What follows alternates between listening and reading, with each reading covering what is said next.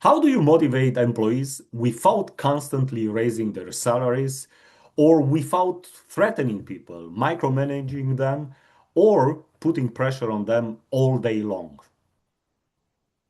Well, here's the truth.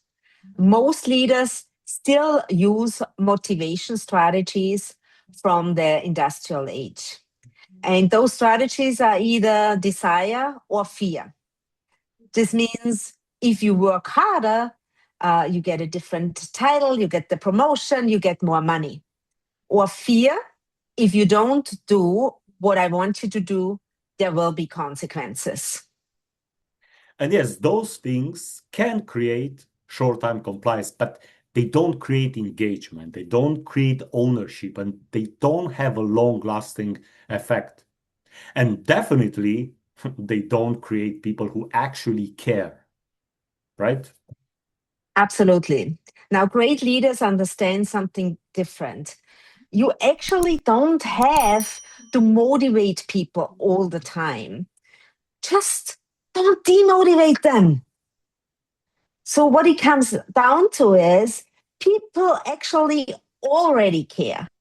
They want to know that they have a voice, they want to grow, and they want to know that they matter.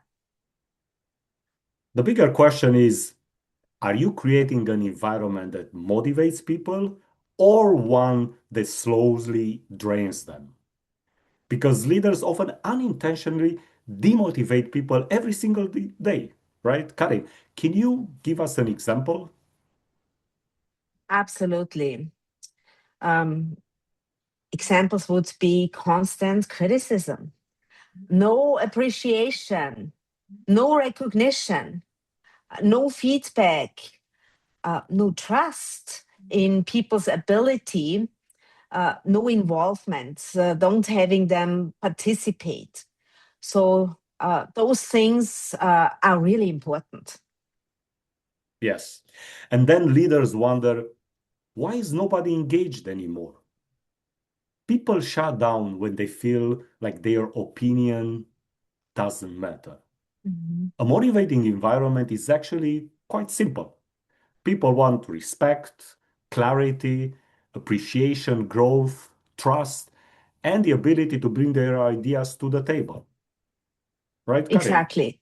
Yeah, 100%. So if you treat people like children, you will get childish behavior. And if you treat people like capable adults, they will rise up to the challenge. So maybe leadership is not about constantly motivating people. Perhaps it's about stopping the behaviors that demotivate them. Yes, people already want to contribute. They just need an environment where they feel respected, heard, trusted, and valued. I totally agree, because that's where real motivation comes from. Mhm. This was our message for today, and we will definitely see you next week again. Until then, be happy, be healthy, and be at your best.